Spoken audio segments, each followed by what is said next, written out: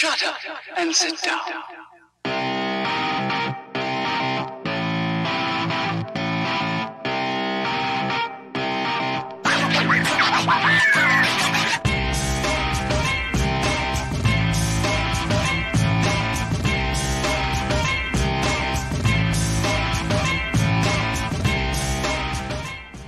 Hello and welcome to the Reddit iRacing League Season 24. This is Round 5, coming at you from WeatherTech Raceway, Laguna, Seca. Qualifying underway right now for what's going to be a 50-minute race in the global Mazda MX-5 car. Healthy looking grid, and as I say, qualifying happening right now. But for your coverage of tonight's round, I'm David Haynes. In the production booth is Michael Derby, and my co-commentator joining me is Aaron Thacker. Good evening, David. It is always a pleasure to join you in the booth, and my goodness, am I excited for this race tonight. David, I broke out into a cold sweat just thinking about a race, and I had to shower before I even came up here because, my goodness, I'm so excited. Yeah, well, we've got 24 cars, and the first flying laps are coming in right now. And of course, free car and a free circuit, both included in a base iRacing subscription. Both, I'm sure, contributing to our number of competitors tonight. And also, everyone will probably be familiar with this car and with this circuit as well. So I'm hoping that gives us some close racing. Devin Peters at the top of the timesheet right now, followed by defending champion Giovanni Romano, and in third, as it stands, is Tom Ellison.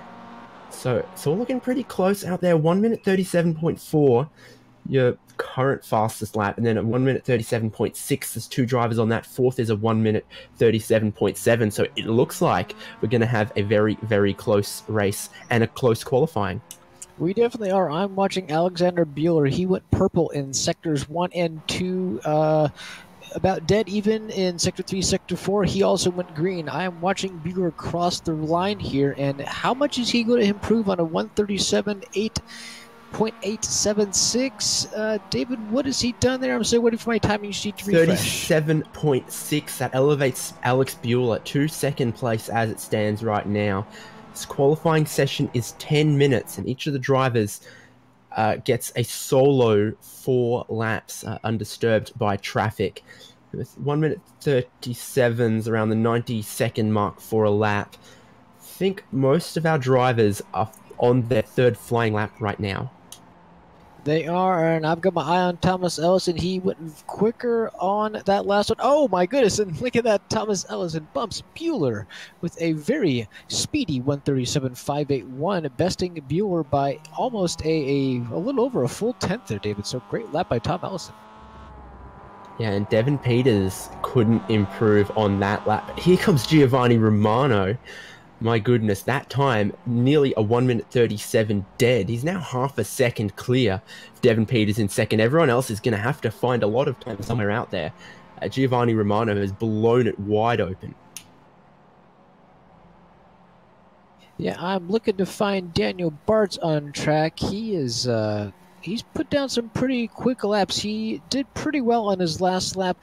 Looks like he's going to be a little slower on this one. So I was excited about this lap, David, but it doesn't look like Bartz is going to improve on this lap with just over 3 minutes left in this qualifying session. There's a couple of drivers I would have expected a time from. We haven't seen one from yet. I'm looking at the number 127 of Alex Coffard, and he's just parked out on circuit for some reason. No time in the books. So that's an odd one for him. And then who else? I'm seeing Shane Cameron, Philip Linden, Rob Hopp, some other names that we haven't seen a lap from yet. And I'm seeing Philip Linden and Shane Cameron as both having completed some laps out there, just maybe invalidating their first couple going off track. As I say that, Shane Cameron finally gets one on the board, a 1 minute 39.696. Yeah, and John Patrick just completed what appears to be his quickest lap, and my goodness, he did not improve. He went green in 4 of 5 sectors, and unfortunately, that was his best lap. But he remains in P16. So it looks like, David, we may be set here with the top four. These guys are running out of time with 2 minutes left.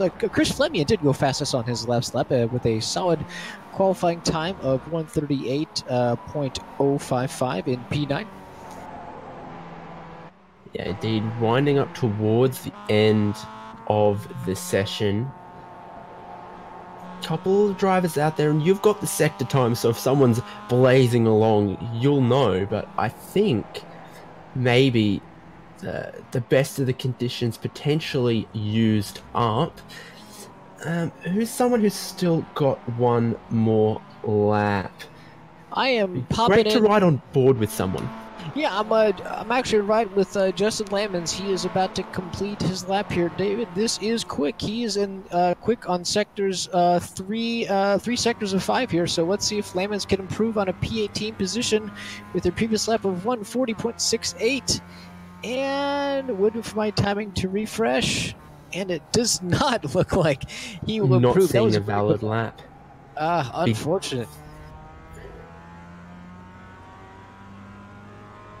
I think we'll ride on board, though, with Justin Lamans for a full lap. Because he's just been through the Andretti hairpin. Now he takes what I think we call turn 4. Now turn 5. He runs very, very wide there. Keeps it within the bounds of the circuit, but I think sees he's not going to improve. 30 seconds left on the board. Only a few cars out there. Any car on a flying lap right now, I believe, will be able to complete it. But very quickly running out of time for anyone to start any new laps. Yeah, that's unfortunate. And David, I had quickly popped in with Alexander Crawford, who went green in all sectors and then went down the dipper and had a very large moment, did himself a full cartwheel, and he is now stuck. And David, I think that's probably not the first car we're going to see do that tonight, because this dipper is a good time, and also, my goodness, can it bite you? Yeah, possibly, without a doubt, the most famous corner on this circuit, the corkscrew. A real test of bravery, very difficult, very unsighted. And we now click across from the end of the qualifying session to the race session. So we'll run down your grid as they stand. So on pole position, it's Giovanni Romano. Second place, another Canadian, it's Devin Peters. It's an all-Canada front row. Third place is Tom Allison. Fourth is Alex Bueller. Fifth, Antonio Alvarez. Sixth, Nate Franklin. Seventh, Justin Hall. Eighth, Brian Molitor. Ninth is Christopher Flamian. 10th is Brian Beeman. Good top 10 grid there. Andrew Fawcett rounding out we're the first of the P11 group. Daniel Bartz, P12. Kyle Smith, P13. John Patrick with a 1:38.6. P14. Ryan Verhulst, P15. Jeremy Rogers, P16. Shane Cameron, P17. Justin Lemons, P18. Brian Schulhoff, P19. And rounding out your top 20, Austin Burdick with a 1:41.533 and P20. David, I'm going to finish it out. Philip Linden with the P21. Alexander Crawford with the final car with a qualifying lap of P22, and Rob Hopp and Benjamin Kaniep did not log a lap. So I think we're all gridding up here. Yep, indeed. It'd be a standing start, a 50-minute race, and a fuel restriction of 3.3 gallons means we are expecting pit stops at some point, probably a relatively wide pit window. So, on the pole position, Giovanni Romano. Second, Devin Peters, about 10 seconds away from getting a green flag. We're really excited here. There's tons of opportunities, David, and these guys are about to go green. Let's watch them rev it up. Waiting for the green flag to go. And here we go. Big burnouts from everybody, and they are making the manic sprint to the first corner. Devin Peters, a good jump. So too Alex Bueller. Hugging the inside is everyone over the crest. Tom Ellison is going to try and be brave enough on the brakes. Just avoids touching Devin Peters, but Tom is trying to come through for third. Back in the pack, all looking pretty clean through the Andretti hairpin. It's a difficult corner, very difficult downhill braking zone. Two apexes, different lines through there can cause contact, but away clean at the front of the field. Giovanni Romano not getting any respite from Devin Peters, who's right in that slipstream, thinks about going to the inside, and in fact Devin Peters almost has to do it to block off Tom Ellison. In fourth place, getting a great run out of the corner, Alex Bueller. Yeah, that was that was a heck of a first sector there. And my goodness, we have a winner in the back of the pack. Alexander Crawford is up 5 positions, just now entering the third sector. And so, Dave, we have quite a few cars going wide into the very difficult kink there, but everybody's clean. Let's go back up front and what's going on up there? All holding station through the corkscrew first time around. Our top 7 unchanged from the start, all of them getting a good run. But as you mentioned, Alex Coffard from right at the back of the grid getting a good jump. Third and second place is under fire right now, as I think Devin Peters almost got too deep on the brakes into the final corner. Not a whole lot separating our top 3. So Kyle Smith is in the pit lane. Is that for problems or is it a strategy call? I'm not entirely sure. I was just getting ready to mention that. This is, I don't know if he may have had an issue. The car looks clean, David. This could have been a black flag issue, maybe a jump. Let's watch to see what he does here. But this may be a very bold first lap strategy by Kyle Smith. Let's keep an eye on this. And Justin Lamberts is also in, David. Yep, exactly. And don't see any damage on either of those cars, so I'm hoping it's a strategy call and we'll see those 2 drivers come back into play later on. Dropping some positions off the start, Brian Molitor, and that's at his expense. Flamion and Andrew Fawcett have gained some positions as Austin Burdick just had a big problem. Huge wiggle, couldn't save it, avoids the wall. He'll get going, but that's cost him some positions. Where's he found himself down now? 20th place. Yeah, that was a difficult moment there. This corner, this is another corner. We may see some guys, and Austin Burdick just a fantastic job with just enough counter steer to avoid slapping the wall there. So, God, he's still got a clean car, and he is back going straight, and hopefully he can catch back up to the pack with a little bit of pit strategy. Some drama through the corkscrew, so we'll look at the 9th place battle, because that one is feisty, side by side, Brian Beeman and Brian Molitor, battle of the Bryans, and they've gone side by side several corners, and right behind them is Ryan Verholst. Does he think about sticking his nose down the inside in the final corner? Not quite, and I think in the end that position goes to Brian Molitor. So as I'm seeing it, that's Molitor in the United Colors of Benetton car, now grabbing 9th position from 10th place. Brian Beeman not over coming into the first corner, but it kind of is now as Beeman decides to back out of that, and Verholst might lose out to John Patrick behind. They're side by side through the hairpin. Yeah, they were side by side, and because of that backup and that pass by Brian Beeman, everybody got a little bit bunched up. Ryan Verholst was unfortunately the victim of that. John Patrick has now made the pass, and Alexander Crawford has got his eyes set on John Patrick as well to maybe make a second move. And Ryan Verholst, very close to John Patrick in the corner here. John Patrick has the preferred line coming in this corner. Yeah, long sweeping corner, Verholst on the outside. Still side by side.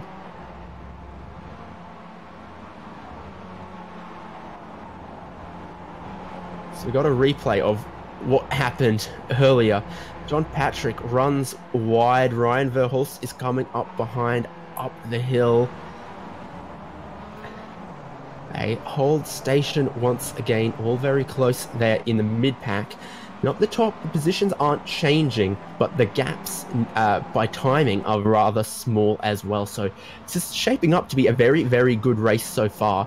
And we haven't even come into the bulk of the pit stops yet, Aaron.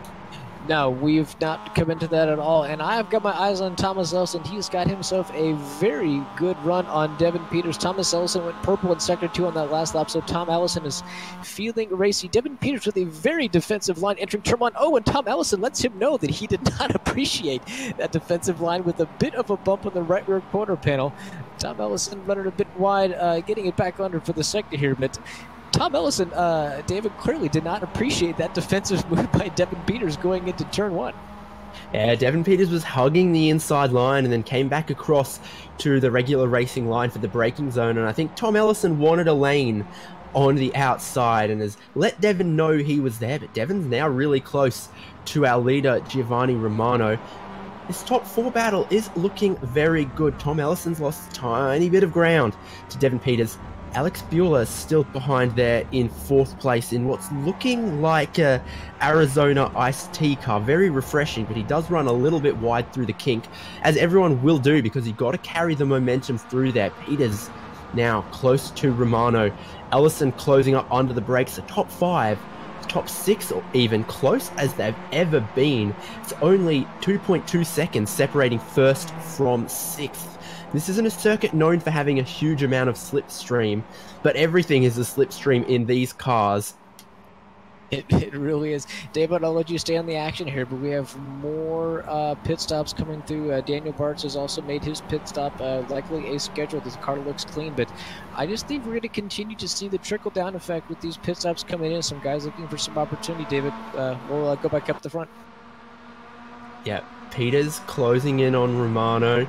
Not expecting to see anything this time by. That would have been a very crazy, very deep dive. And we see with the 2 apexes through the hairpin, the different lines that folks can take. Romano gets closed up through the corner, but gets a better run off compared to Peters. Ellison also getting a good run off the corner. And I feel like all of these competitors here, they'll be looking to gain a position if they can. They don't want to risk too much when there's still pit stops to happen later on. And on that lap by, the fastest car out there is 5th place, Antonio. So he's holding with the pack as well. And we know he's not a stranger to gaining some positions during the race. Didn't get a bad qualifying either. No, he did not get a bad qualifying either, and we all know that Antonio, he had to build a second addition onto his home to hold all of the Dick Insider Hard Charger of the Race Awards. David, I'm quickly scanning the field, and we have quite a few in the running already. I don't even want to say, but right now, judging out by 1 spot, Philip Lind is up 4 spots into this race as our potential Dick Insider Hard Charger race. I will keep an eye on that, but everybody's gaining a whole boatload of spots early on in this race. Of course, with some drivers having pitted, other drivers still remaining to be pitted. We will have a look back again at that once all the pit stops are complete. And I'm making a guess that with the 3.3 gallons of fuel, no one will be able to go much longer than about 30 minutes into this race. So when there's 20 minutes left on the clock, I expect we'll have seen everyone pitted. And it's still close up the front of the race, but I want to show some love a bit further down for 11th place. Alex Coffard is leading, John Patrick is leading, Ryan Verholst is leading, Shane Cameron. 4 very regular Reddit iRacing League competitors. And I don't mean regular as in they're very regular, I mean they're good racers, they're just here often. David, we all know what you're saying, and yeah, these guys are running some very consistent lap times to each other, and you know, this is just some good competition. They are a bit separated, probably just a bit out of draft range, but all it takes is to run wide and just a little bit in one of these corners, and you'll be right back up on your competitor. But there is still 41 minutes left this race. Oh, we've got a car going wide up here. Oh, David, who is that spinning there? That is car. Oh, I couldn't tell. Brian Beeman has gone wide there and went in front of the group. We were just spotlighting there, so good job by Brian Beeman avoiding that and not pulling back on track. And my goodness, John Patrick did not get a good run out of the kink, and I think Ryan Verholst is going to play it safe and back off just before the dipper here. Yeah, Brian Beeman doing that all by himself, keeping it out of the wall as well, but he's just pushing a bit too hard, trying to catch 8th and 9th place. It's cost him a little bit at this point. We've also just had a swap of position between Austin Burdick and Philip Lind in 17th and 18th place. Seeing that on my timing screen, let's go have a look at what happened out. Yeah, David, I'm going to try and scan back here. David, I apologize. I don't have that quite handy. So as soon as our... Just a bad run out of the kink from Philip Linden. And Austin Burdick, who we saw had some issues earlier, but obviously has some good pace, getting his way through. Going to try and claw back what he can. Yeah, that's just unfortunate. And David, I really want to pop back up front here. Antonio Alvarez in P5 has went purple on that last lap, and he has really caught Alexander Bueller and Thomas Ellison. I think this pack of party of 4 is about to be a party of 5, and Antonio really has got some places to go because he's looking very quick right now. And so too, Alex Bueller is right up behind Tom Ellison. The top 4 covered by less than a second, so there's no getting away from this battle for any of these guys. And how do they go through the kink? Very difficult section in this circuit. Fixed setup, of course, means everyone's working with the same anti-roll bars. If one person's struggling with understeer, they all are, as Bueller on the brakes gets so close to the back of Thomas Ellison. Ellison's now going to go side by side with Devin Peters because Peters got a poor run out of the corkscrew. I don't think much will happen from that. I don't think Tom Ellison will have much of an opportunity to get past, but he'll get his nose very close to the bumper of Devin Peters once again, as Peters has to stay to the inside. Ellison's going to try and break deep around the outside, and then I think gets out of that. He realizes he's not going to get much from that. David, let's really keep an eye on Alexander Bueller into this turn 1. He is braking considerably more later than anybody, and I really think that Thomas Ellison leaves any sort of a door open. Just watch his braking. Contact! Oh, actually, my goodness, Peters does get the bump from Tom Ellison.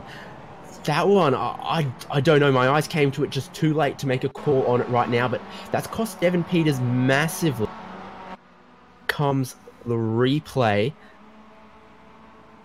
And how do we see that? So Ellison goes to the inside. I think Ellison will say Peters turned in, but Peters will say that Tom was a bit late getting towards the apex, deep on the brakes. Gosh, how do you see that one? Yeah, that was definitely a tough call. I think they were both committed to their lines. Thomas Ellison was very committed to his inside line. Devin Peters was committed to his outside and diving in, but I don't think Tom Ellison was ready for that, as Devin Peters had not done that the entire race. And right now, Alexander Bueller is looking for an outside opportunity into the corkscrew on Tom Ellison. But that was a really difficult potential pass opportunity by Thomas Ellison. I think we may need to review that and potentially talk to those drivers post-race, because that was a difficult one to watch. And I'm not really sure who to place blame.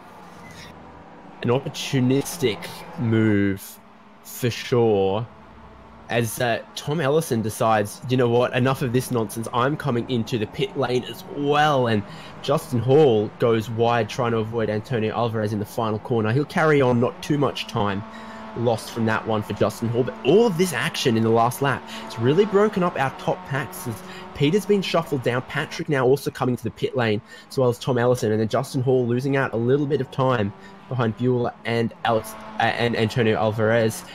Let Giovanni Romano build the biggest lead he's had all race of 2 seconds now.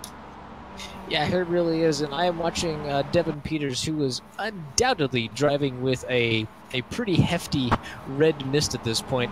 He may get some advantage with these guys pitting. Devin Peters has not pitted yet. Actually, it looks like our top 12 have not taken the opportunity yet, but Devin Peters is undoubtedly driving with a bit of a steam under the helmet, and he has his eyes laser set on Andrew Fawcett, and he's going to really be on a heck of a recovery. Oh, and he almost gets hit by Brian Molitor there in the number 9 car. That was close. Devin Peters, man, he's in the danger zone right now. Yeah, he's clearly all fired up through the kink. He keeps it just within the track limits, closing down Jägermeister livery of Andrew Fawcett. How much will he close up in the brakes for the corkscrew? Plenty, and carries a lot more speed through the second apex as well. That's the difficult one that you cannot see until you're on it. And Peter thinks about putting the nose on the inside there. That would probably not worked out well. Coming towards the final corner, Fawcett decides he's going to pit now. So we're getting close to half the field having taken their pit service to grab some extra fuel. It does release Devin Peters back into 6th place, and so back into the wild like the animal he's driving. Speaking of driving like an animal, our main man when it comes to the Dickens side, where it's Antonio Alvarez, he is right on the bumper of Alexander Buell, and they are running almost identical lap times, David. They are separated by 200ths in compared to the lap. Buell takes a lot of curb in that corner right there, but Antonio Alvarez is looking extremely strong, and right now we only have 8 drivers on track who have not taken their pit stop. 10 drivers. We got Philip Linden down in P13 who was not pitted as well, but he's going to move up a few spots as the cycles continue through. Yeah, Verhulst and Cameron taking their pit stops. Cameron comes out ahead of Verhulst just by a little bit. Still this battle, 2nd place on down. Justin Hall's caught them a little bit. Alex Bueller has a bad run through the kink. Well, Alvarez, I think he lifts out. I think he decides he's not going to try and pass up the top towards the kink. He's an Antonio Alvarez, not an Alex Zanardi. Justin Hall is now in 4th. And then 5th, someone we've not talked about a whole lot this race, Nate Franklin, just having a quiet one. And I think with all the drama we've seen towards the top of the field, that's not a bad idea.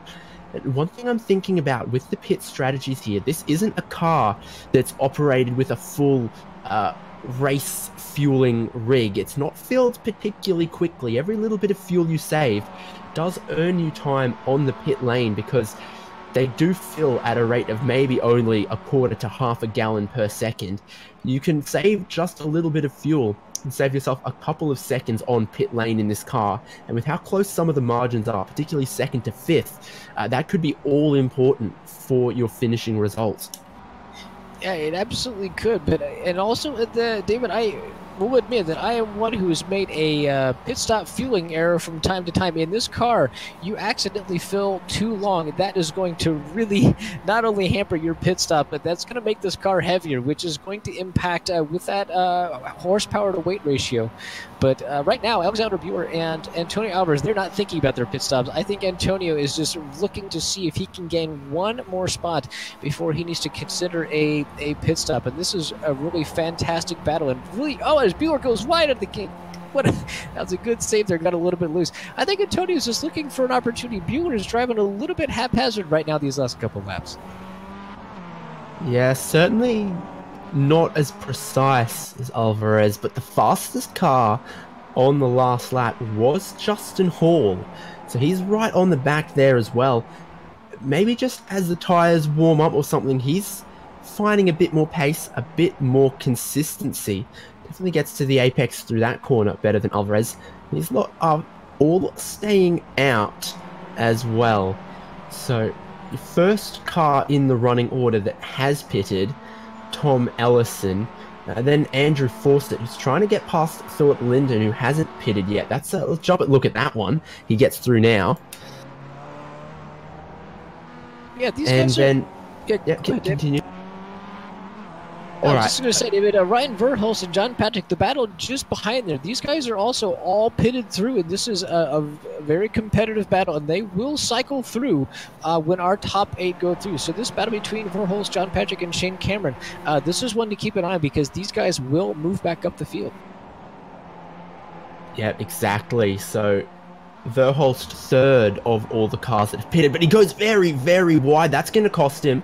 It's going to cost him a lot. How much will he lose? In fact, they're side by side coming into the braking for the final corner. JP's going to try and hold it around the outside. They're going to be side by side down the whole front stretch, I would think. And Shane Cameron is in a prime position to grab a slipstream whichever way he goes. He's staying behind John Patrick right now. He's got a great run on this. Verhulst is going to try and defend on the inside. JP using all the concrete on the outside. Now he runs wide and Shane Cameron is through. Shane Cameron gets a much better run through the hairpin. He's going to try and get at Ryan Verhulst this time. Verhulst defending. And Kyle Smith, Alex Coffard right behind a swarm of blue and yellow, trying to get at the Minnesota Menace, Ryan Verhulst. It's going to be a switch of position between Kyle Smith and Alex Coffard, I would suspect. Coffard to the right-hand side, going to try and break around the outside of Never Lift Smith. That's not going to work just this time. Great battles up and down the field as Verhulst is once again under pressure from Cameron. Thinks about going to the inside of the kink. You have to be all the way alongside to try and stick a nose up there, I think. Coming up the hill towards the corkscrew. Closing once again is Shane Cameron. What does he think about? Not this time. And one thing to mention about this race is the sun getting a little bit lower in the sky. It's going to get a little bit dark once we get to the finish. Is going to get dark. But David, I want to move right back up to P2, P3, and P4. It's getting a bit dark for Alexander Buehler. David, he just had another really, really big off. I know that Alexander Buehler, he is a very strong driver, but I'm really starting to wonder if he's going to run out here soon on some of these moves, with some of these off tracks, especially with a pit stop coming up. Antonio Alvarez, he can make another very good stop. I worry about Alexander Buehler continuing to keep up with this very aggressive but also kind of dangerous pace, and I think right now Justin Hall is sitting in the catbird seat just waiting for one of these two to potentially make a mistake. And right now, just watching these last couple laps, I don't think it's going to be Antonio Alvarez. Yeah, both of them behind Alex Buehler, driving pretty smoothly, pretty cleanly, keeping it within the white lines. Can't be too long before they have to pit, but the battle again of the cars that have pitted. Ryan Verhulst has a big spin. My goodness, I think he's just caught a bit too much grass. And for all his defending might earlier, he's gone and lost out. That lets Shane Cameron, Kyle Smith, John Patrick, and Alex Coffard through. And in fact, lots of cars are going to get through on Ryan Verhulst. Big, costly mistake, that little spin there. He was just starting to build a gap away from the pack.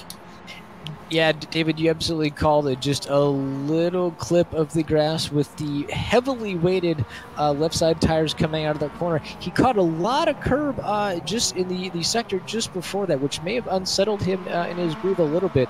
But all it took was just to drop that wheel, and my goodness, he went around really quick. And another fantastic job from these drivers of avoiding the walls. Plenty of runoff here, but that doesn't mean it's easy to save this car. So Ryan Verhulst, get it back together, and hopefully he can take some spots back. But that was a really difficult spin for him with just over 27 minutes left in this race. Back up at second place. Alex Buehler under as much pressure as he's ever been from Alvarez. He was so close to thinking of throwing it down the inside of the corkscrew. Backs out of it this time, and I wonder if he's just trying to be sensible or if he is thinking about that fuel. Looking at the stationary pit times, we're looking at between 24 and 20 seconds of fuel, and that 4 seconds could be a huge jump for someone like Alvarez or Hall in a battle that is this close. In fact, it'd even be enough for Justin Hall from 4th place to take the lead away from Giovanni Romano. That's how close the gaps are and how much there is to lose or gain through the fueling window.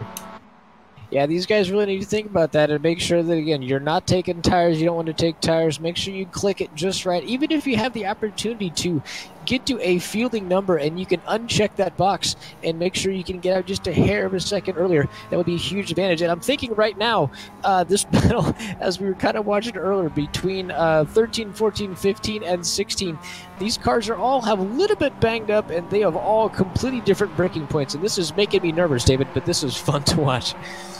Yeah, coming up the hill, Alex Coffard got really close to John Patrick. Couldn't complete the move, and now John Patrick's having a look at Never Lift Smith in the 549 car. These guys look like they're just having a fun track day, all in their matching MX-5s. And to the inside goes JP into the final corner. He brakes really deep, has to avoid clobbering Shane Cameron, and then all the way out to the wall goes Kyle Smith, carrying as much momentum as he can. So too does Alex Coffard, who's now going to have a look at John Patrick. Tell you what, these guys look like they're having a lot of fun. They are absolutely having a lot of fun, and you can tell by the way how much fun they're having by the lines that Alexander Coffard is currently taking. On that last lap, entering the front straight, he went as wide as he could. That lap right there. That concrete's out there. They're not entirely supposed to use it, but if it's there, you use it. Coffard again looking for any opportunity he can. on John Patrick, and he just can't seem to find a way. And Kyle Smith is right in the middle of this sandwich, running some very consistent lines, and Shane Cameron as well, just kind of driving the train here. He's running very strong and not really creating a bottleneck, but my goodness, these guys are really on top of each other, and like you said, this is some track day fun for sure. Make or break time for the leaders. Justin Hall comes into the pits. Tom Ellison, who was in our top 3 when he came into the pit lane, is now going to have to see, will he gain the position on Justin Hall? I would expect. Tom Ellison's been banging in some pretty good lap times, just trying to get himself out of the traffic, try and get an undercut, and now we'll see if that has paid out for him. So Justin Hall is out and rolling, and I think Tom Ellison will take that position away from him. I think you will too. We got some more pitters here. Brian Beeman is now in the pits, and Brian Schulhoff as well in the pits. Maybe not. It'll be close. I think Hall's coming out of the pit exit now, and he is still ahead of Tom Ellison, who I think was 3rd when he pitted. So maybe Tom Ellison hasn't found good pace all by himself. Maybe Justin Hall and Alex Bueller, Antonio Alvarez are the real winners here, because Hall was in 4th when he pitted, now comes out ahead of Tom Ellison. A clean pit stop for Bueller, Alvarez, and Romano would all put them out ahead of Tom Ellison as well. David, that is a great insight, and I'm looking at some pit road times, and Thomas Ellison, compared to everyone else, he is almost a full Romano second pits, and a half. Bueller pits. Yeah, Tom Ellison is almost a full second and a half slower than Justin Hall took in the pit lane. So that is clearly reflected on track here. And Thomas Ellison has got a lot of work to do to get back up to that. And it's not that Thomas Ellison is faster than Justin Hall. They're both running almost identical lap times. So he's going to need to look for some opportunity. And hopefully pit lane, super busy. So everyone on the pit lane now, except Antonio Alvarez, who stays out, the only car to have not pitted now. He assumes the lead of the race. Looking at the stationary fuel times, 21.9 seconds for who was your leader, Giovanni Romano. It's all going to be make or break at the pit exit line. Yeah, David, here comes Justin Hall. He's looking to gain as many spots as he can. Alexander Bueller is now exiting the pit lane. Justin Hall does have the preferred line and the preferred speed and the preferred grip being on the race circuit. And it doesn't look like he's going to be able to do it on Bueller. Bueller, with a fantastic pit stop, is able to come out in front of Justin Hall. So this is going to be another one to watch for the remainder of the race. Exactly. Got to expect that Antonio Alvarez will come into the pits this time. I was saying maybe he's thinking about his fuel, and I don't know if he brought some spare in a drink bottle or something, but he's obviously found a little bit better fuel economy than everyone else out there. Can't imagine he can do 2 laps longer.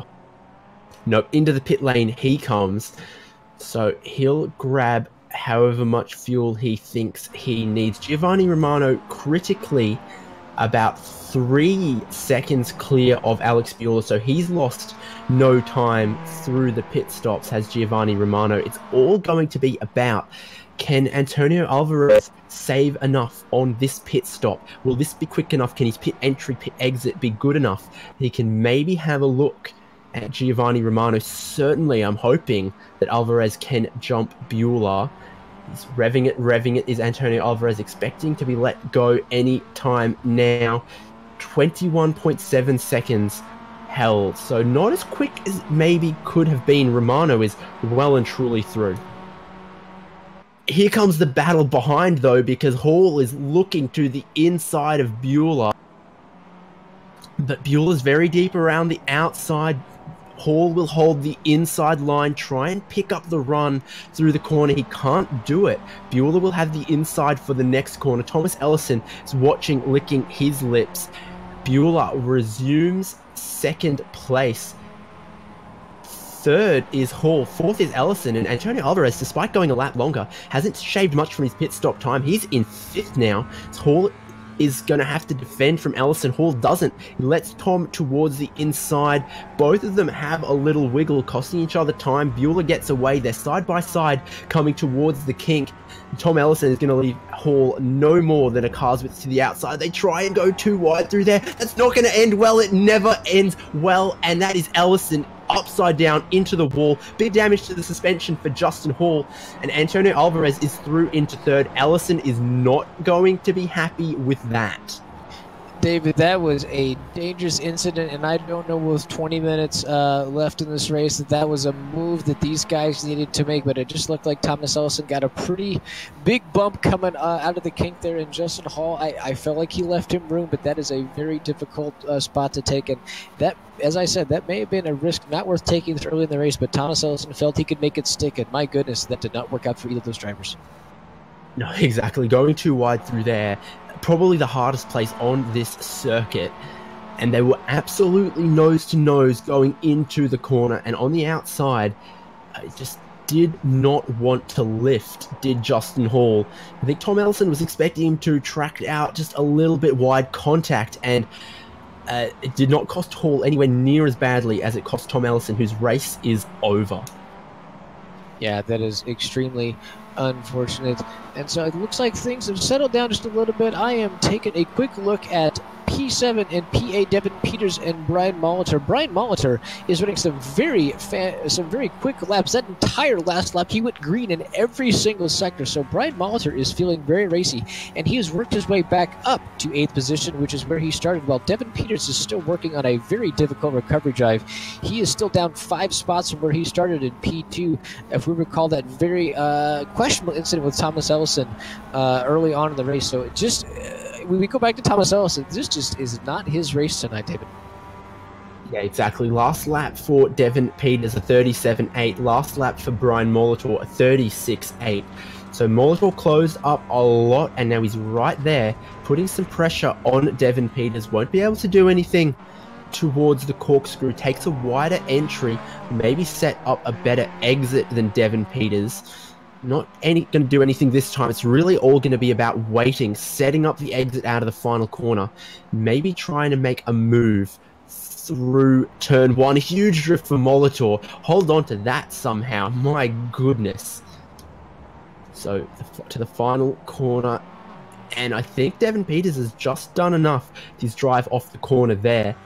And throughout the rest of the field, it's getting very, very close. So Andrew Fawcett's closing in on Nate Franklin. Justin Hall is closing in on Antonio Alvarez. There's been a swap of positions between Kyle Smith and Alex Coffard. I don't have enough eyeballs right now with 18 minutes to go. Well, David, lucky for you, I've got a spare set. Unfortunately, I will give you 2 updates. Chris Flamian, unfortunately, had an unforced error, has smashed his car, big damage, and he is out of the race. I have also watched Kyle Smith and Alexander Coffard swap places due to unforced errors as well, going very wide in several sectors, and it looks like Kyle Smith has regained his position after Alexander Coffard regained his spot. So lots of action on the track, and not enough eyeballs for us, but I think our closest battle on track, David, right now, what are you seeing? Well, Smith and Coffard's definitely was very close. Antonio Alvarez, though, is under a lot of pressure from Justin Hall, and that's for the final spot on the podium. That'll be a good one to watch just for now. Yeah, Everlift Smith, he's a crafty one. He's a crafty one. He's also very consistent. And my goodness, he is giving Coffard a run for his money. Kyle Smith has really kind of struggled on the back section of this track as you watch him go very defensive into the corkscrew, and Coffard lifting up. But Kyle Smith, in that first sector, he has been quicker consistently with Alex Coffard, which allows him to hold out any opportunities. And Kyle Smith with a fantastic run to the dipper there, and Coffard frustrated. Big wiggle from JP in front of them closes this up to be a bit of a 3-car battle now. Kyle Smith can see John Patrick's 10th place car clean through the penultimate corner into the final corner. This is where you've got to set up fantastic exit across the start-finish line towards over the crest and towards turn 1, and using all of the track and then a little bit more. Alex Coffard and Smith moves across late to try and defend it, and then sort of gives it up, so the inside goes to Alex Coffard into the hairpin. Can he get it stopped? Can he get it turned? Smith is going to try and get a better run off the second apex, and he does, but he'll be on the outside for the next corner. I think that's Coffard with the position back for now. Yeah, that's a great way to put it for now, because I anticipate these Swap guys for will third swap. place. Hall has just gotten past Antonio Alvarez on the run out of the kink and up the hill. That's an interesting one. Justin Hall is really finding some pace in this car, Aaron. Yeah, he really is. And watch the replay. Oh, Antonio just had a very big moment coming out of the kink there, and opportunistic Justin Hall was able to make the move stick, committed confidently into the dipper, and just made the pass he needed to make to grab that last spot on the podium. Very impressive drive from Justin Hall tonight, up 4 spots from P7.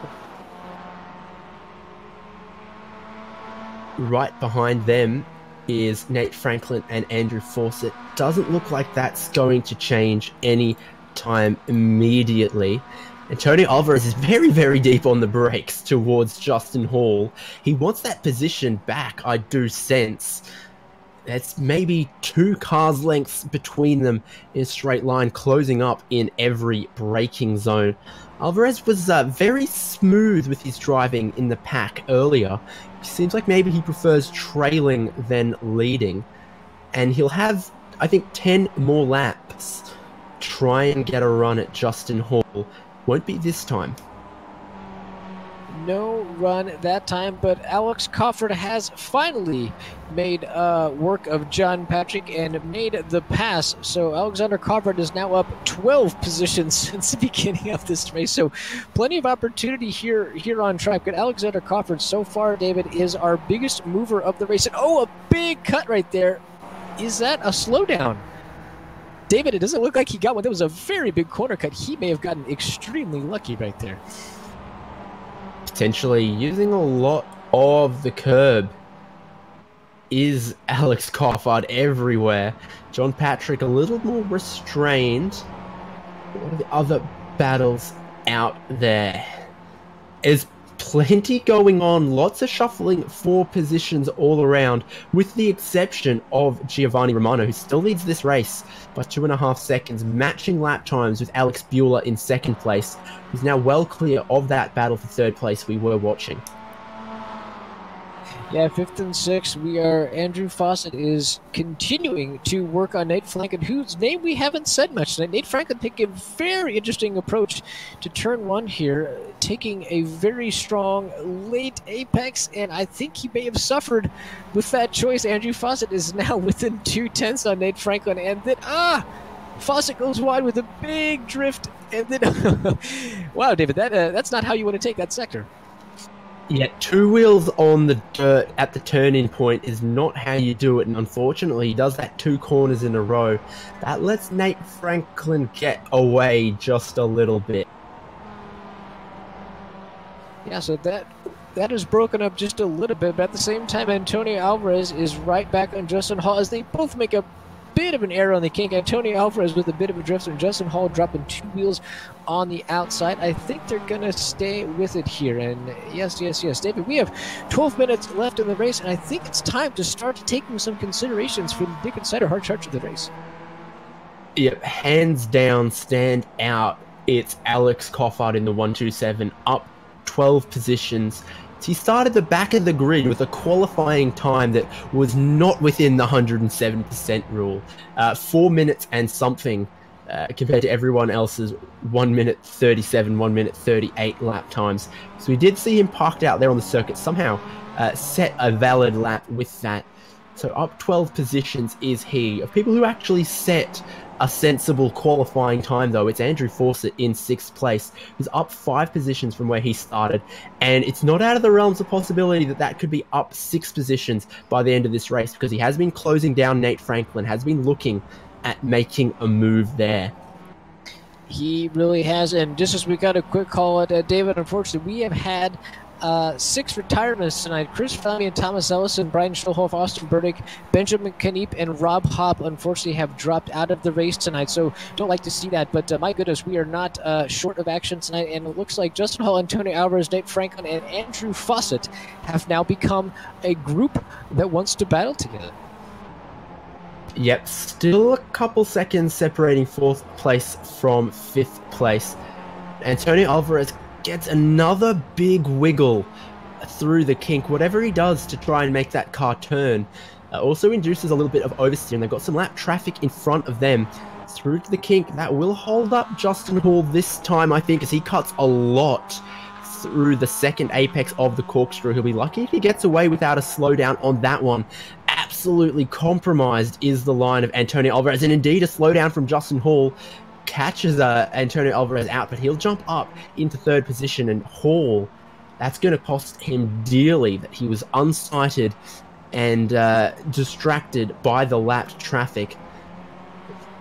Looking though at the front of the grid, a late charge from Alex Bueller, 3 laps in a row. He's pulled big chunks out of Giovanni Romano. It was 3/10 this lap, but it was 9/10 the lap before and 5/10 the lap before that. And now it's only a second that Giovanni Romano is clear of Alex Bueller. If that keeps up with the laps remaining, we could have a battle up there as the battle for third place disappears. A potential battle for the lead emerges as well, not to overlook everything else happening further down in the field as well. Yeah, this is worth looking into because Giovanni Romano has been dominant from the drop of the flag. Last lap, Alexander Bueller was quicker and Antonio Alvarez in 3 different sectors. And I think we're seeing that trend continue as he's again gone 2/10 quicker in sector 2. And I'm not sure what's going on with Giovanni Romano. Maybe he got a little too comfortable because Alexander Bueller is up on that wheel pushing very hard right now with just over 9 minutes left in this race.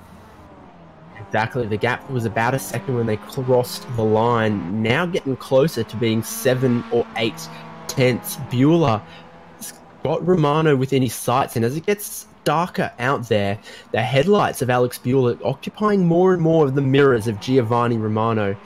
Too wide through the penultimate corner is Bueller, but he carries the speed. They come towards the last corner on the circuit. Once again, this looks like a lap where Bueller has closed up just a little bit, and the pressure will start to mount on Giovanni Romano. Yeah, we'll keep an eye on that one. I was just looking at scoring and timing, but at the same time, Nate Franklin continues to be viciously hunted by Andrew Fawcett, who on that last lap went purple in 2 sectors. Andrew Fawcett, who started in P11 in this race, is up to P6, and I think he's hungry for a P5. And David, I am still very confused with these. Nate Franklin is taking a very unconventional line into this turn. It's almost lost him a position every single time, but he closed the gap with that late apex. And Andrew Fawcett, I think he's a bit nervous to commit to that because he knows that's how Nate Franklin takes it. Whoa, a big choice of curb by Nate Franklin right there. But no, these guys are running very different lines, and it's very interesting. But at the same time, every time we talk about Andrew Fawcett, he goes to the sector and drops off the left side. Yeah, precisely. Through that hairpin, definitely thought about putting the nose towards the inside, but knew that Franklin was probably going to close it back, close that door. I don't think he's at all out of time is Andrew Fawcett. There's something going on for Bueller. No, he's still 7 tenths, 8 tenths behind Giovanni Romano, just potentially different lines through a corner. My timing screen playing tricks on me. Then 3rd place, Antonio Alvarez. 4th place, Justin Hall, trying to close that gap back down, but it's still beyond a second at about 1.3.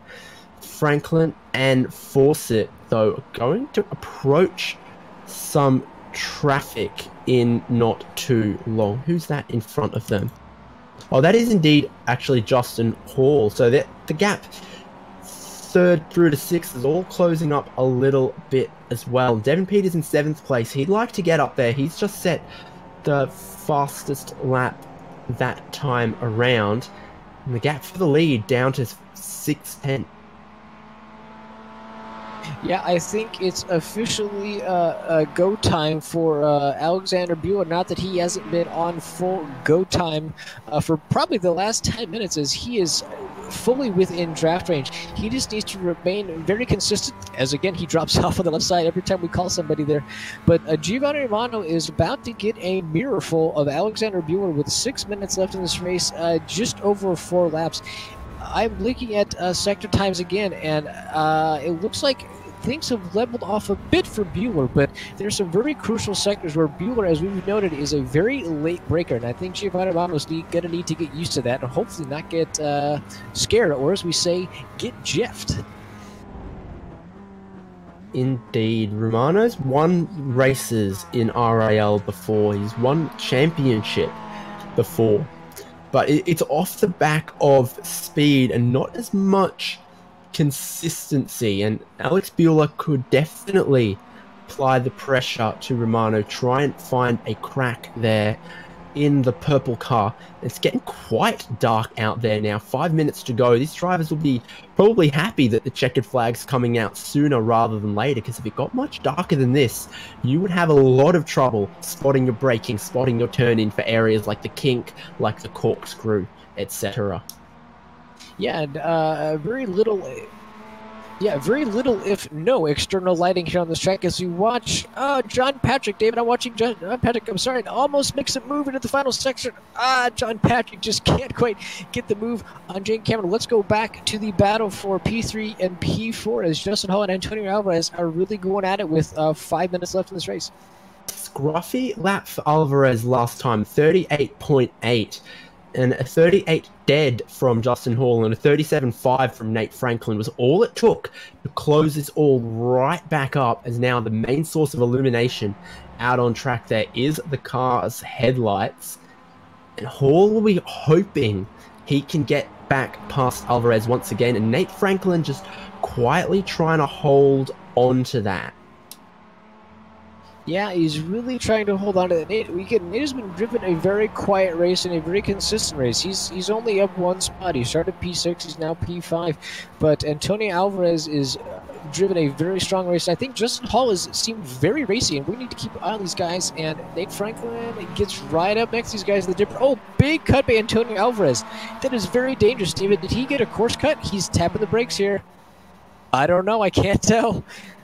I think so. What Hall fell foul of earlier now catches out Antonio Alvarez. He has to serve that slowdown penalty. Costs him 2 precious spots. Hall back up into 3rd. Nate Franklin now into 4th. And I tell you what's bringing Nate Franklin good luck is that Mazda 787B Le Mans Tribute livery. That's doing very well for him. But the lead now, as close as it's ever been, 2/10. Giovanni Romano leads Alex Bueller, and there's nothing in it with 3 laps to go. Bueller keeping it right there through this other difficult corner. The tighter line from Bueller gets the throttle open earlier, I am sure. Not enough of a run this time. Romano is going to have to defend for his life with Alex Bueller snipping at his heels for 2.5 laps still to go. I don't expect Bueller will be at all shy at throwing a move if he has a run through the kink. It's a difficult corner that can really cost Romano. If he stays to the left-hand side, Bueller has a bit of a run, decides against it this time, I do think. Yeah, he's going to hold off into the dipper there. This lap traffic in front of them, we've got 2 laps left. This lap traffic may become an issue. Let's hope this car is watching the rearview mirrors and making sure they stay away from this battle. But Antonio Alvarez, Giovanni Romano, he's looked a bit ragged on this last lap. He's definitely feeling the pressure right now. And Alexander Bueller gets a very good run here, David. And if he's going to make it work, this may be the lap to do it if he's got a shot. Justin Lemons stays well out of the way of these two, lets them fight. Bueller gets a bit of a slipstream, goes towards the inside of the hairpin, just thinks about it, backs out of it, but it's trying to get in the mind of Giovanni Romano, who's not so easily thrown just yet, is the Canadian. 2 laps to go. What can Bueller do to find a chink in the armor of Giovanni Romano? Behind them, the gap's spacing out just a tiny bit. Well, wide goes Romano, wide indeed. Big run for Bueller, tries to find a slot towards the inside. He can do it.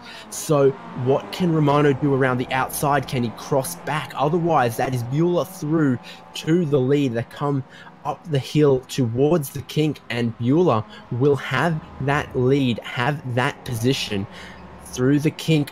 Slower again for Romano. Bueller now half a second clear into the lead.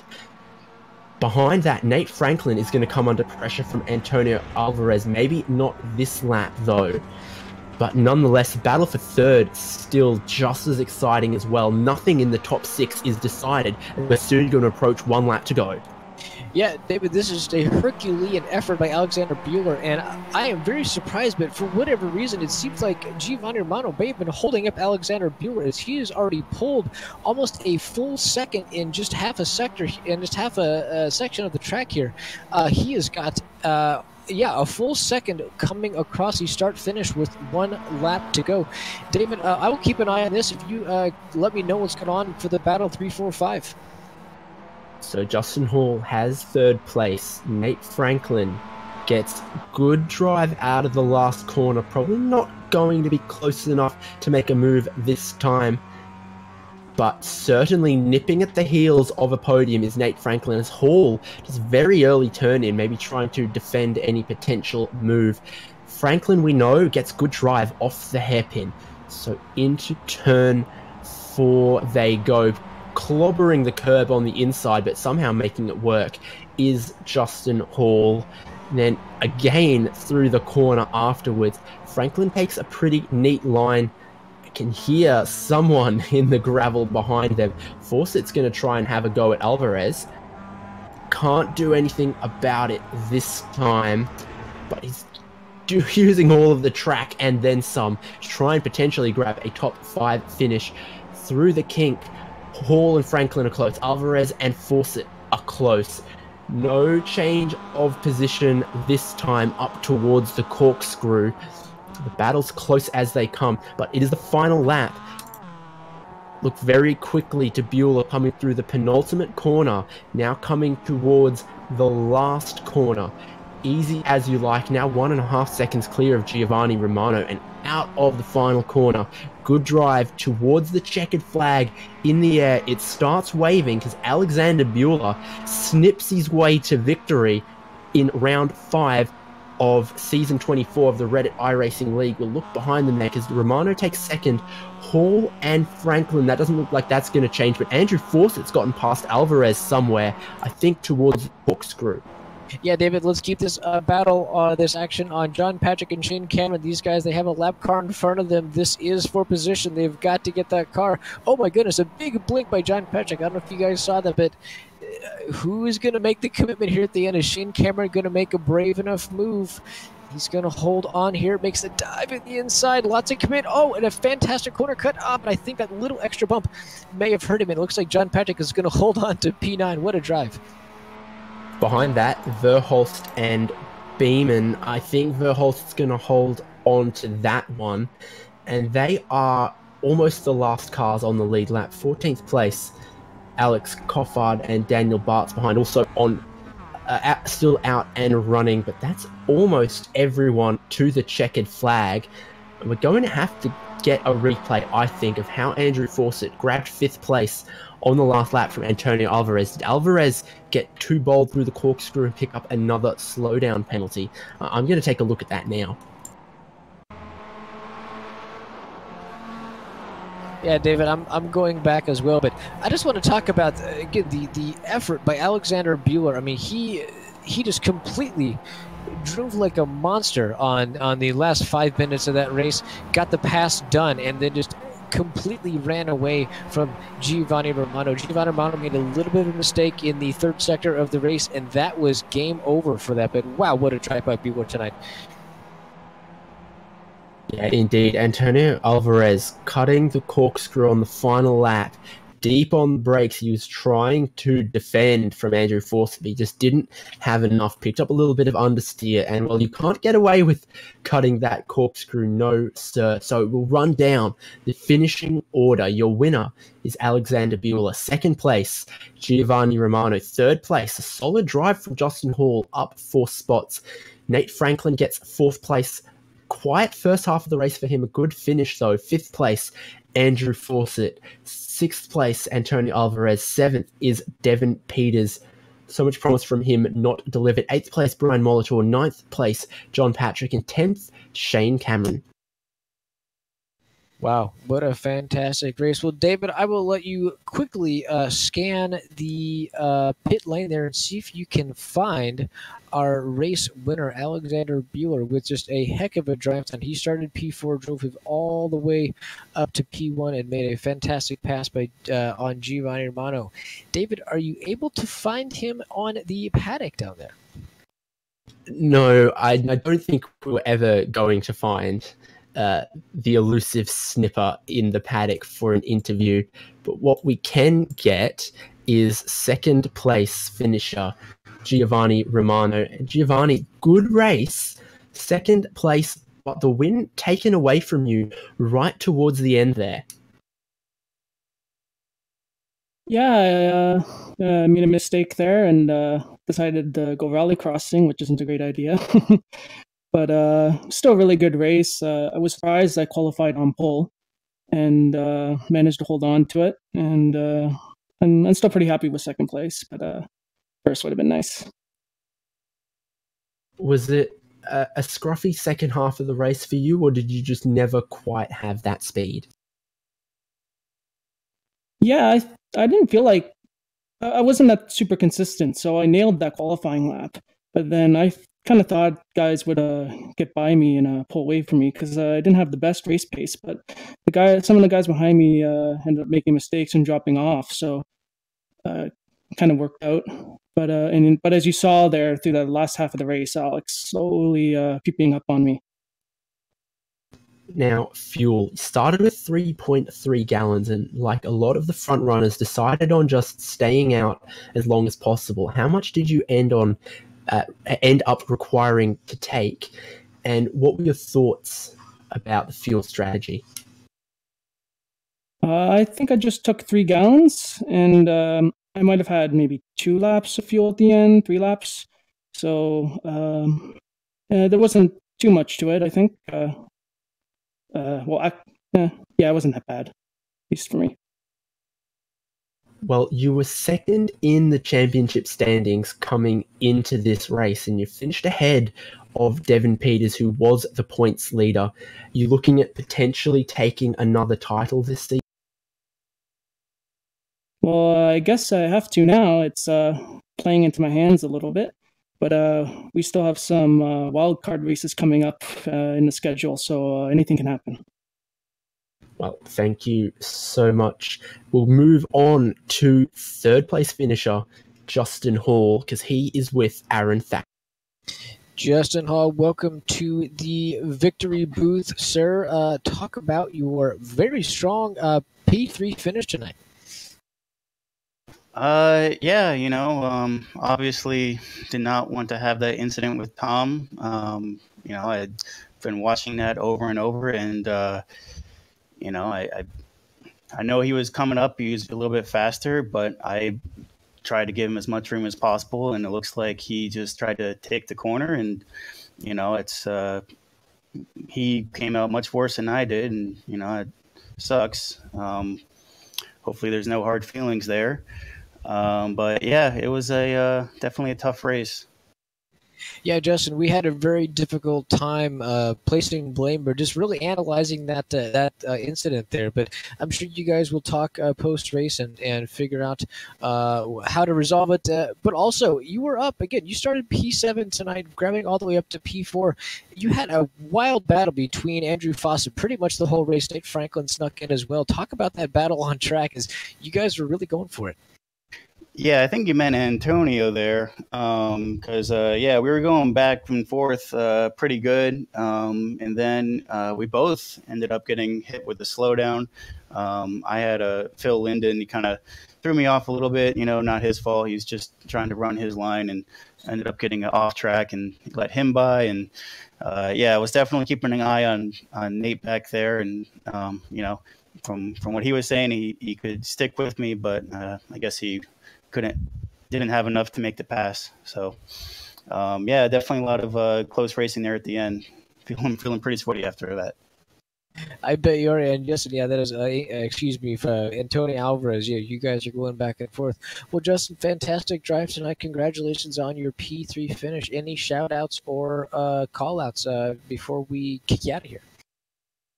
Well, I mean, definitely shout out to Huge Ass and you guys for doing the broadcast. Always appreciate it. Definitely give it a shout out to Tom. Hopefully we can settle this amicably, and I'll be cool afterwards. But yeah, just thanks again. A lot of. All right, Justin. Thank you, sir. Well, David, that is everyone that we can find right now. The elusive podium, or excuse me, the elusive race winner. We cannot find him anywhere. However, I'm sure he will send us a message from afar and let us know that he is happy with his victory. Potentially, he can't be too annoyed with grabbing a race win in Reddit iRacing League. Thank you, everyone who joined us. Be back again next week because it's Dirt Legends at Lanier Raceway. So, bit of a change of pace from pavement road racing to some dirt oval racing. That's what makes this championship, this league, a real challenge. Is you've got to be a very versatile driver. So please do join us again here at youtube.com/hugeass with the Huge Ass Broadcasting Corporation next week for that one. Thank you so much. I'm David Haynes. Joining me was Aaron Thacker, and in the production booth, fantastic job as always. Thank you to Michael Derby. We'll see you around.